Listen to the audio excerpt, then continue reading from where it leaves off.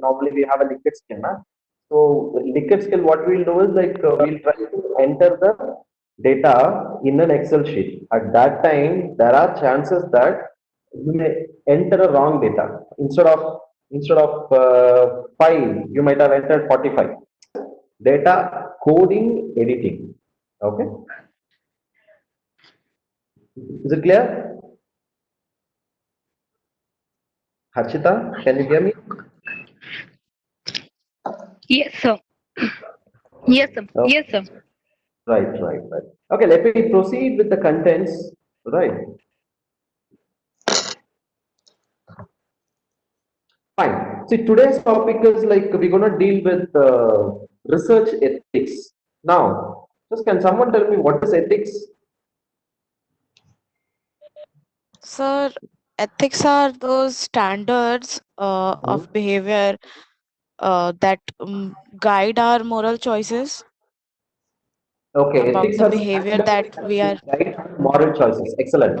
So, that's completely fine. So, that talks about your ethics. See, here, research ethics, here also we are trying to go with certain standards, right, which has to be taken care by a researcher. See, what is the basic difference between a law and an ethic? Can anyone say what's the basic difference between law and ethic?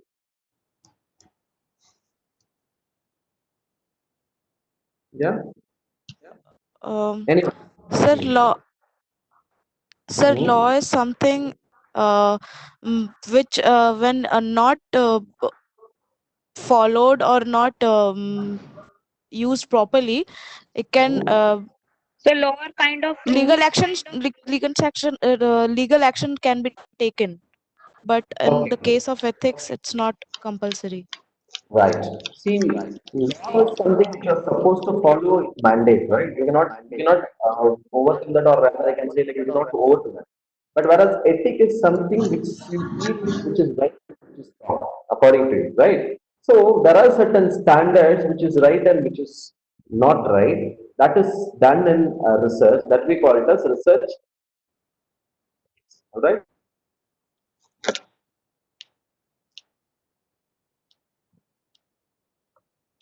All right. So here we're going to see what is research ethics, what is ethical treatment of participants, protecting participants, and then the major topic is intellectual honesty and ethical integrity, practices followed by research integrity, and then scientific misconduct, which is fabrication, falsification, and plagiarism. And then what is mean by plagiarism and how to avoid it? What is self-plagiarism and what do you mean by citation? Right. So now, ethics, as you said, it is a norm or a standard of behavior that guide moral choices about our behavior and our relationship with others. Right. So, what is research ethic? That is much more important for us. Research ethics and integrity practice. Make sure that research is conducted according to the highest standard of practice. Means any kind of research activity we are doing, it should match up with the highest standard. It is not the minimum standard; it is the maximum standard which has to be done, which has to be attained. And with minimal risk of adverse or harmful outcomes or consequences, where the results should not be harmful or which leads to some other unwanted consequences. So this is a general outline about research ethics. Now let us look into the ethical treatment of participants. Right. See here, who is a participant of a study? Bhushan, who is a participant of a study? You have collected the data, na? You went for the villages and then you have collected the data, right? So who is the participant, Bhushan?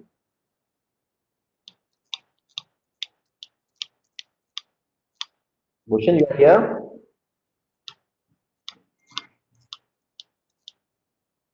I think there is some issue with Bhushan's connectivity. Fine. Meda, who is the participant?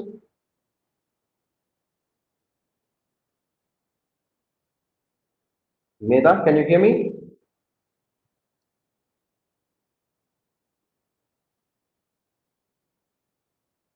Hello? Meda, can you hear me?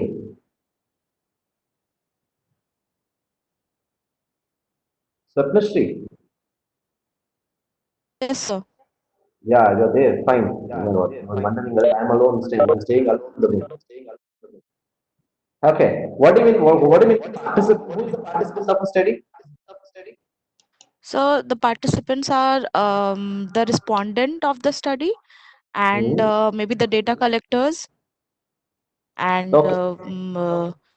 the analyzers. Right. See, once you say participant, it is more applicable for a person who is giving the response, and to some extent you can state the person who is collecting the response also. That means the researcher. Right. See, what are the ethical treatments that should be followed for a participant? See, while collecting the data, uh, some ethics is like you should tell them like what you are doing and why are you doing a study, what is the objective behind it, right? And what is the benefit expected out of the study. All right, these things should be made clear, and each participant has the rights to know why they are supposed to give the responses. Okay, and before conducting a research or before while collecting the data, you should have an informed consent. So what is informed consent? Is you should tell them in prior, you should get their acceptance, and sometimes they will not be ready to give answer for certain questions, which you are supposed to accept as well. So these things should be followed while collecting a data from the participants. Right. So these points are given in the bullet points here. You can go through it, and you have the PPT in your Swadhyaya. You can go through it and read one by one, which are all self. Fine. So now, how to protect the participants? The first one is inform the consent. See, as I said, inform the consent is something like you just keep them informed. First is like introduce yourself, who you are. See, you are going for your SIP now. In your forthcoming days, you'll be doing your SIP. See, if you happen to come across collecting data, and if you are collecting data through say various Google Forms or online survey tools, right? If you are going physically and collecting, that is something different. Yes, you had an experience of that as well. You had your questionnaire with you for collecting data relating to our NABARD project, where your two people have played a role. Apart from that, all the MBA students have gone for data collection as well. Am I right? Yeah, you have gone for data collection in the nearby villages. Yes, sir. Yeah, Yes. that's great. That's great. While going and interacting with them, how is your response? Right, Aishi, Aishi is there. Yeah, you can unmute and answer here. Ayushi.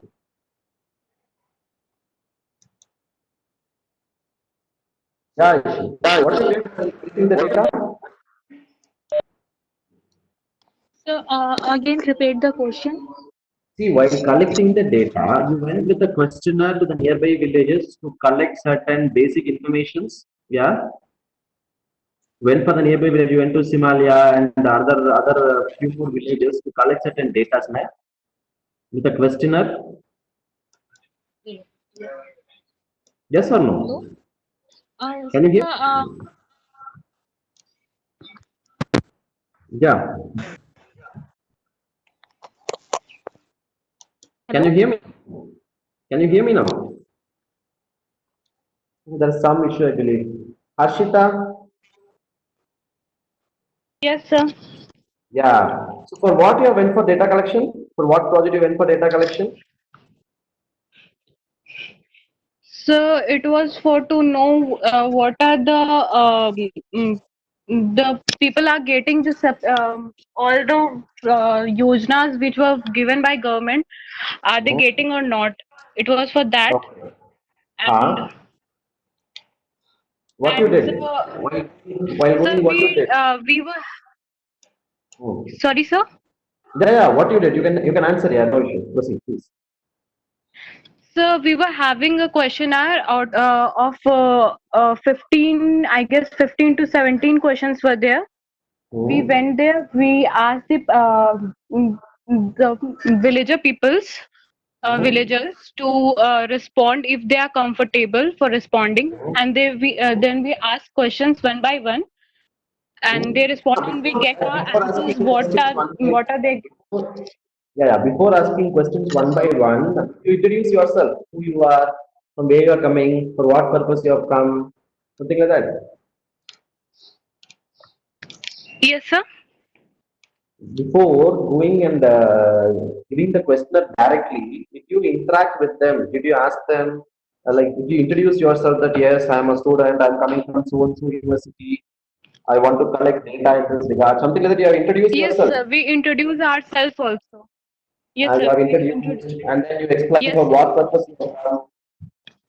Yes, am I right? Yes, sir. See, right. Yes, sir. So what these things are called as informed consent. Here, you are trying to inform them at the early stage what is the type of study and why you want to do it, what is the benefit. These things will be coming as an informed consent.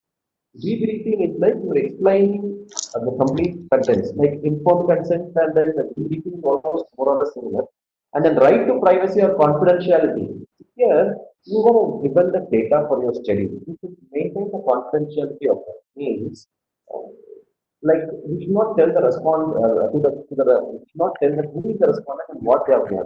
For example, assume that your study is relating to data collection in an organization. Can you hear me? Everyone Yes. with me? Clear नहीं आ रही Hello? Sir. Yeah. What happened? Please Sir, Voice mute not your clear. mics. Voice is not clear. Repeat हो रही है sir, आपकी आवाज sir clear नहीं आ रही है। Now, सर किसी का माइक ऑन रह जा रहा है, इसलिए वॉइस इको हो रही है बार बार। okay, right. Unmute your mic. I mean, mute your mic. Somebody Mute has your mic. uh, kept the mic on. No, now is everyone is. Is it clear now? Is it voice is audible now? Madam, voice is Yes, audible now? Yes, sir. yes. Okay. I'll proceed. I See, right can to mute privacy. only. ठीक. See, right to privacy or confidentiality is you are trying to hold the confidentiality. Means assume that you went for a company, you are collecting a data there. For example, you are talking about employee turnover intention. See, when you say as employee turnover intention, it's talking about like whether you are interested, whether you are thinking of moving out of the organization at the forthcoming time, like in the future day, means like at the earliest. So this kind of study you are making, and you are asking about job satisfaction, whether you are satisfied and what is your turnover intention. So these two are like little bit of content where the respondent will get scared to say the answer, right? So if that is the case, if you just make a proper informed consent stating that this study is for this purpose, we will not tell any kind of data outside, the confidentiality will be maintained, right? So if you give all kind of information, then probably we will be in a position to get some better output from the respondents, better data from the respondents. If you are not doing that, then probably your data will not be that efficient. Also, it is ethical that whoever has given the response, you are not supposed to say the names or you are not supposed to say who has given the response, especially for the organization. You can give a total output. For example, assume that I'm asking a feedback, right? I'm asking a feedback about my subject. All seven, some 15 students, 16 students are there, and out of the 16 students, I'm getting some feedback. Out of it, like few students are given very less score. If I know like who has given the feedback, then that is not good. There are chances that uh, the treatment may be something different. The faculty may think like bad on the students, or more chances are there, right? Many such things can happen. So in order to avoid that, any kind of feedback, whatever you are getting, right? Whatever you are getting, even in our university, in all the places, whatever feedback you are getting, we're getting a consolidated score just to understand what is the thought or what is the opinion of the students where we can improve ourselves. It is not a fault finding technique or it is not like no, the student has given. We don't want any kind of individual responses. We like to know that okay, what is the overall responses where the person, where the faculty can influence himself or think of something where he can do it in a better way. That's it. So likewise, the privacy and confidentiality of the participant should be maintained. That talks about right to privacy. Fine. So this I have explained you, like inform participant of their rights to refuse to answer. So here one more important thing is, let's see, sometimes you don't wish to answer for certain questions. Yes, that right is there with the respondent. You are not supposed to force the respondents to give the answer. If they don't wish to give the answer for one or two questions, then fine. They will not give it. Okay. So obtain permission to interview participants. While before interviewing the respondents from companies, you are supposed to get a permission from the HR or from the management. You cannot get without that also, but sometimes there are chances that you may be knowing some people in the company. You give a questionnaire to them and collect it with their known contacts informally, which is not ethical. Try to get a permission earlier and then proceed further. Right? scheduled field and phone interviews. So make a proper schedule. So likewise, there are certain points which has to be considered while withholding the rights to privacy or confidentiality. Now, intellectual honesty and ethical integrity. See, these are all most important steps in your research. Intellectual honesty. See, it's something which you think real, which comes out of you. That has to be done. You cannot take or steal the work of others and say, this is my own work, right? Ethical integrity. Ethical integrity means whatever the outputs of findings you are saying, that should have integrity. Means like it should have the truth. Don't try to make output on your own wish or your own thought and say this is what the output of the overall response is, right? Which is not fair. This talks about your intellectual honesty and research integrity. Now, so what are the practices followed for research integrity? So there are certain practices like honest and fairness in proposing, performing, and reporting research. You always have a honesty and fairness while doing research. It is common in an individual's life, but when it comes to research, yes, we maintain high honesty and fairness. Accuracy and fairness in representing contribution to research proposal and reports.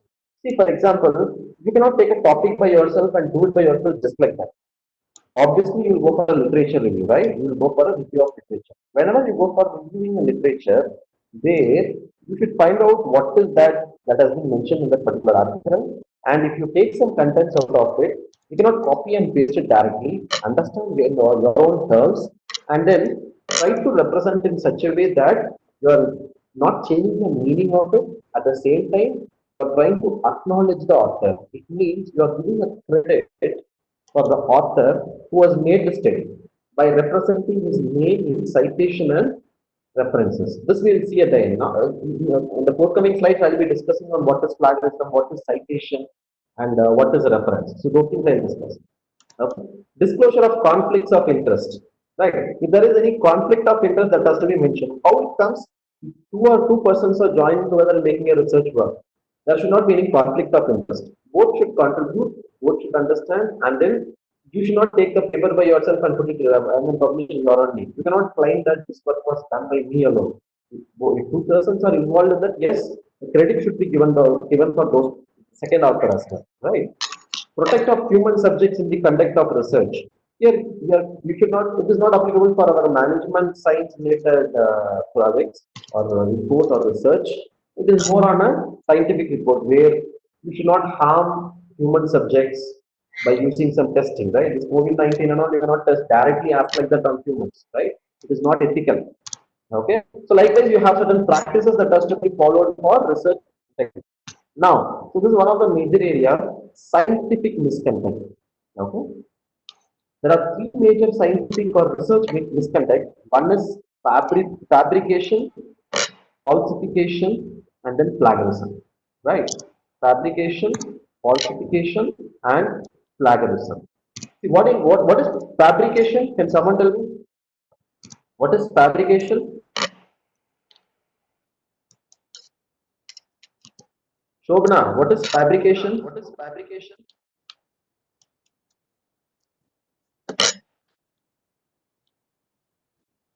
Any guess? No idea. Any guess? Sir, Sir, any type of evidence? reporting, Hmm? Yeah, Shobna, you can proceed, please. sir, making up. Hmm. Yes, Shobna, you can proceed. Sir, any type of evidence? Hmm. Sir, evidence type something? Like, I'm not sure about it. Okay, right. Fine, let me proceed. See, fabrication is like you're trying to making certain data by yourself or cooking up the data, right? And results and recording or reporting it. See, here you try to change the data as per your wish. For example, you're going for data collection in an organization, in a company, you want to collect 60 data, you collected 35 to 40, and the balance, right? You collected some 40, 20, you are giving your own data, right? And then you are trying to change certain data within the 40 also. This comes under fabrication. Falsification is like here the output is something different, but you are changing the data and saying that no, it is good. For example, The employees are not satisfied in an organization. That is what the actual output based on the data what has been arrived. But you are trying to change the data and then say that giving a false report, right? That comes at that and saying that no employees are very happy. Okay, which is false. That is falsification. Plagiarism is one more important area which you are supposed to concentrate much, right? So this is becoming a very strong thing all over the world, right? So this plagiarism, what is plagiarism? Plagiarism is you are taking someone's idea, someone's content, and saying that it is your own contribution, which is not acceptable in research. Okay. For example, you're writing the assignments, right? You're doing your assignments. What you will do in your assignment normally? For example, I'm giving you a topic like a topic on some. I'm just asking you to write some topic on job satisfaction. Yes, let us take that itself. Job satisfaction. What you will do normally? Swati, what you will do? They ask you to do some data or ask you to make an assignment on job satisfaction. Suppose we'll select one organizations where employees were working, and we will collect data from them by Hmm? preparing a questionnaire and asking questions from them, Hmm. and we will collect data and report them. Okay. Now, assume that it is not about data collection. I'm asking you to make an assignment content to find out the factors of job satisfaction. What is job satisfaction? Factors of job satisfaction, right? And then importance. So, what you will do normally? Simply we Google it and paste it Yeah, in our simply you assignment. We go for yeah, secondary data and reports, secondary data and reports which are being searched by the other researchers. fine. Fine, fine. See, normally we not follow a format like, okay, job satisfaction. This is the definition, and that definition is given by so and so author. After that, factors. So they cited some 10 factors. 10 factors. This factor is an important thing as far as job satisfaction. Salary is considered as a key factor. It might have been research and given by some people, right? Normally we used to give the references. Are we giving the references like that? No, normally we don't have a practice. Number one. Number two, assume that for job satisfaction you are referring certain books, textbook. Let's say organizational behavior book. Even if you take an organizational behavior book, you will not give the references at the end, right? You will not say references. This content has been taken from so and so organizational behavior or Stephen P. Robbins, 2013 organizational behavior, Pearson's. So will you give those references at the end? No, normally we don't have the habit. See, this is also called as a plagiarism. Now, even the assignments, whatever you are submitting, any kind of research work, what you are doing, any kind of report, what you are doing, your SIP especially, whatever SIP you're going to do, you cannot copy the content directly and then paste it. And then you say that this has been done by you. Because if you copy and paste, that source will reflect so many other authors' contribution, and it's not your original work, which cannot be accepted. In India, to some extent, like yes, we are accepting certain percentage of plagiarism, right? But now it has been made very strong, so you cannot plagiarize contents. The minimum percentage allowed is 10 percentage. Beyond 10 percentage, if your report, let it be an assignment or an SIP or a management thesis or a project or a major thesis, whatsoever, or a research article which you would like to write. See, all these things, if it is having more than 10 percentage of plagiarism, it has its own penalty. Less than 10 percentage is accepted, right? So beyond 40 to 60, it is considered as a very big malpractice and sometimes sentenced to jail also, right? You are supposed to you will be behind the bars, right? So this kind of impact this plagiarism has. Fine, that is what we're going to see in the forthcoming slides. Let me finish off fabrication of data initially. So researchers who manipulate their data in ways that deceive others are violating both the basic value and widely accepted professional standard. In the start of the session itself, we were discussing like any kind of research is something which should go as per the maximum professional standard. If you fabricate the data, then you're not going near that at all, right? So this kind of output, whatever you're giving, that will mislead the colleagues or the readers who use to read your work, right? Which is not acceptable. They undermine their own authority and trustworthiness as a researcher. So you don't have confidence on yourself, because of which you are trying to give a fabricated data. Okay, these things will be avoided. Now let us look into plagiarism. So what do you mean by plagiarism? You understand this concept very clearly, and I request you to read contents relating to plagiarism from the websites as well as from your YouTube. Right? You have so much of video contents. Try to go through. See, this topic, whatever I am discussing today, it is not available in your research methods book. It is available, which you got it from IFA University, because this contents are revised. This particular topic, whatever I am teaching today, has been revised as per the recent requirements, and then these topics are some new topics as from the syllabus. So these content will not get in your book, right? So better you try to read as many contents from the website as well as from you try to see some videos and get an output. I mean, major knowledge on that, right? So plagiarism is like using the word or idea of another person as if they are your own words or ideas.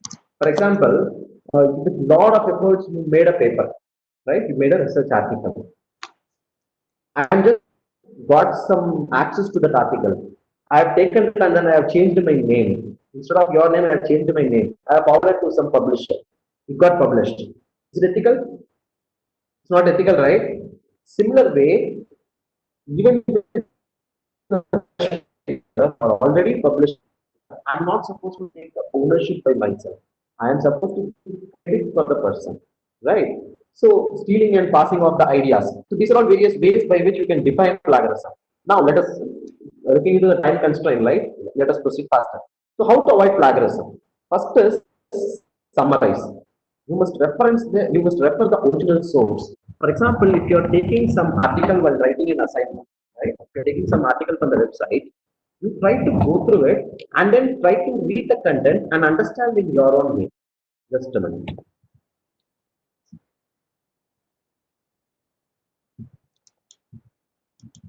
Okay, here I got an article. Can you see my screen? Is it visible? Can someone just give an yes here? Yes, sir. Yes, sir. Yes, sir. Yeah. Yes, sir. So the title is Attitudinal and Behavioral Consequences of Work Family Conflict and Family Work Conflict, right? So this paper has been made by the author Gur Yavas, right? Department of Management and Marketing, so and so University, as well as Emin Babatus from one university, that is like Fogelman College of Business and Economics, University of Memphis. They made a paper on this. See how they are avoiding plagiarism. Let me go detail into it so that you can understand my essence directly. Can you able to see the thing which is highlighted in yellow? Is it visible? Yes, sir. Yes, sir. Yes, sir. Okay. See, the name is same as the author, right? Means they have done a paper already. So both the authors have combined and done an article or a paper and published a paper already, and they are trying to quote the work, right? In this article, it's a different topic, right? So still they can quote their own article. Okay, let me show you this first. See here, Yuvas and Babaquest 2005. They both have done the same content and they are writing their own name in references. This we call it as self plagiarism, but still they have given the name, right? As well as they have given the reference for the same. So from which paper they have taken. Okay, if you look into it, can you see the one which is highlighted in yellow? Yavas and Babaquest. Yes, sir. So competing for test and application of extended quadrant analysis. This is the title, and it is coming under Journal of Hospitality and Leisure Marketing, volume 12, number 3, issue number 3, and then page number 29 to 44. Here, though they are writing their own article as references, still they have quoted it, which is considered as a self-plagiarism, but still to some extent it is accepted because they have quoted the names. Right. Similarly, you can find so many authors' names. For example, if you read this line, accordingly, hotel executives engage in multi-pronged actions ranging from innovative marketing and operational strategy. You pointed out something, something, something by so and so, Kashyap and Wozniak, right? So they have given certain three authors' name along with the years. All three authors' name along with the reference year will be given with a clarity like what is the title from which they have taken and what is the journal from which it has been taken. That comes under your reference section. All right. So this is the right way to cite an article. This we call it as citation. Am I clear? This is text in citation. Means you are trying to quote the names within the text running content. This is text in citation. And once you put the references at the end, that becomes your references, which will be falling under reference, right? So here, if you look into it, okay, here it is mentioned as references. Can you see? Whatever article they have referred from the secondary data, all articles in an alphabetical order, right, are mentioned here under the references. I'll show you one more example.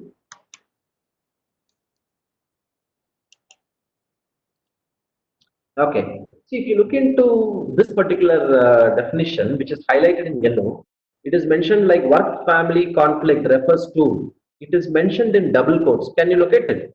It is mentioned in quotes, right? See, this quote is something like this word is not at all altered. It's taken as it is how the author has mentioned. Because any kind of definition, you don't have the right to alter the content. You are supposed to put the exact content as it is. Okay, so that for that you are supposed to use quotes. Anything comes under the quotes represents a definition which was given by Netmeyer et al. So that references Netmeyer et al. Is also given here, right? Netmeyer et al. Et al. Means there are more than two authors, which they use the term as et al. If there are two authors, you can give the names directly, Netmeyer and Bowles, you can give. But if there are more than two authors, it is appreciated that you can give it as et al. 1990s, and this is the title, and then journal is Journal of Applied Psychology. See, this is the way by which you are supposed to avoid plagiarism. If you look into it, you are supposed to avoid plagiarism by summarize the content and write your original words. Means you read the content, understand by yourself, and write by yourself. Then you will not repeat the same words which is followed there. So by that way, you are not using the same words, right? Try to use quotations wherever possible. Okay. You must refer the original source. Normally, you must refer the original source for summarizing as well as paraphrasing also. Right. Try to write in your own words. This is what I'm speaking about. Try to write in your own words by reading the content. Don't copy. Okay. If it is a quote, you must refer the original source. The text produces the exact length of the original texted quotes. It means like you are not supposed to alter a single word in that. Okay. You must use the original author's exact words and you must put quotation mark around them. Any kind of thing which you take as it is, put a quotation. You must include the page number of the sources from which you borrowed the author's original language. Means from which page of that particular article you have taken that you are supposed to represent. For example, if you look into it, Netmeyer, here the page number is 400 to 410. If you look into the content inside, here it is mentioned as page number 401. Can you see that? It means out of that 400 to 410, this particular line can be located in the page number 401. These things will give you a clarity like, yes, you have acknowledged and you have not copied the content as such, and it will not come under plagiarism. Right. Next one is self-plagiarism. See, self-plagiarism is like, you cannot get 2 degrees for one particular course, right? You are doing for 3 years. You cannot get 2 degrees for the same thing. Okay. It means you are doing one work and you get 2 degrees for that. Similar way, you do one article, you try to send it to one journal and then send the same to the other journal or somewhere, and you are saying that it got 2 papers got published. It cannot be done, na? So it is not advisable. Self-plagiarism is also something like that, where you have done some work, you have contributed, and try to leave it there itself. Don't try to copy the similar contents, or you don't try to copy the same contents and add up in some other concept and say this is a new paper. It is not acceptable. even if you are trying to use some of the work, whatever you have done already, then the best way is to give the references for that article. As I shown now, here, Yuan, he has given the references also, right? So these two authors are same who has done this paper, but still they have given the references and then they have given the citation and they have given the references. Okay, this is about self plagiarism. So how to avoid self-plagiarism? Try to do original research, cite your previous work, whatever I said as citation, reframe your ideas. Don't try to say the same idea, try to reframe it in a better way. Carefully plan your writing, get rights from the copyright holder. Though you have done it, you have published in a good article, right? So if you look into this particular publication, this particular article, the current issue and full text article of the journal is available at so and so, and the copyright is available with Emerald inside. So by that way, you are supposed to, if you are taking some major content, then probably you are supposed to get the acceptance from this particular Emerald. Assume that this particular scale, this questionnaire has been developed in this paper, right? Scale is nothing but a measuring instrument. For example, here, family work conflict. This work has been, this scale has been created using this paper. Then you are supposed to get the permission from that elsewhere where there will not be any copyright issue. Because once you send it to a publisher and if it is getting published, then the copyright is not there with you. You are supposed to get the permission from them, right? Fine. Citation and referencing I have discussed with a practical example, how to do it. Referencing, normally we used to follow different styles. There are different styles. One we call it as APA, American Psychological Association style, right? So now, sixth manual, APA sixth edition is what used to a large extent. Now, seventh edition is in practice. You try to Google what is APA style, how to refer or how to make a references, right? How to refer the particular article in APA style. You try to read. There is some Harvard style also. There is some MLA method, right? There is MLA method. There are various methods, but predominantly used method. 90% of the research world is using APA style. Okay, just go through it. What is it? And I have talked about in-text citation. What is in-text citation? The running content itself, you are trying to make a reference of it, and then full citation, that is reference page along with all the details, right? So this is about how you can avoid plagiarism. So now we have discussed what is research ethics and integrity practice. Then we went with how to protect the participants in research by means of informed consent, debriefing, and right to privacy. Then we have seen what is honesty, intellectual honesty. Then we have seen what is self-plagiarism and what is citation and how to cite and how to make a reference. Yes? Fine. Now, if you have any doubts, you can ask me here.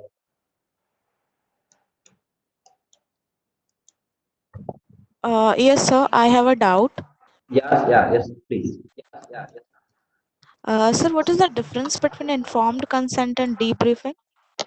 That's what it is, more or less similar. Informed consent test, you are getting the approval or confirmation at earlier stage itself before going there, right? Before going to collect the data from an organization or something, you are trying to get the information or confirmation prior. Debriefing is before starting the data collection, while talking with the respondents, you try to brief what is it, right? Why you have come and what you are doing. So with the participants, you will get a better result. All right? Okay. Hmm. Okay, sir. Hmm. Anything else? Yes, sir, I want to ask the citation also. What is Yeah. citation? It's Yeah. not clear. See, citation is, you cannot copy the work of others and say it is your work, right? By that way, you are taking, you are not supposed to copy. Why you are having a copyright, something like that? You have copyright for certain formulas, you know? So that is like you try to take the content of it while searching for the secondary data information. For example, whatever papers I have shown, you will get some content out of it. But after taking the content, you try to give the acknowledge the author. It means you say this content is taken from this source. Means tell the author name and then tell the year. In citation, text in citation means in the introduction content or in the review of literature, if you are copying some content or if you are taking the idea of someone, you try to acknowledge them properly within that. And the reference of that particular person along with the name, title, year, and then which journal, which volume, means like in which edition, right? So all the information you try to add up in the reference so that the author also will be clear, means like the person who has authored it, he'll also be clear. And the person who is reading your article, they'll also get idea like, yes, I'll go and read that article for much more information if I need. So the work, whatever you are doing is scientific, and you are not trying to fabricate the data, or you are not stealing any kind of content. You are using the contents, but at the same time, you are acknowledging that person. All right. So have you might be reading a lot of definitions, right? Yeah. Swapnishi, Yes, sir. Yes, sir. Yes, you're sir. reading, you're reading a lot of definitions, let it be marketing management or let it be HRM. You'll be reading a lot of definitions. Yes, sir. Under the definition, there will be Noted. the name of the author. Yes, sir. Why it is given like that? Uh, Maybe the definition that is given by those authors are that cannot be changed, or maybe copyright issues. No, that, yeah, exactly. See, that is like more authenticated. That definition is given by the author. Similar way, even though it is not a definition also, but still you have taken some content from someone's paper, which is a literature. Then the credit should be given for that particular person. Where you will try to give the name of the person, everything. All right, that is citation. Okay. All Okay. right. Okay. Okay. I got it. Any more queries? Okay, I think we are our time is up. See, I request you to Google contents, right? See, these things are never ending. It is not like you just read and then write the examination, it is over. Since you are in the management field, you'll be involving in a lot of data, a lot of research, because without data you cannot run now, right? The world is like this data. By that way, you read all these content, just Google it. What is citation? What is plagiarism? What is ethics in research? All these things you try to read by yourself as much as possible. And I'm telling you again, these contents are not available in the book, whatever available in our library. These are all the contents which has been modified during the last year by looking into the recent requirements. Right? So by that way, I have sent you a PPT already in Swadhyay. Apart from that, you read as much contents as possible in order to equip yourself. Am I clear? Yes, sir. Yeah. Uh, okay. So can we leave now?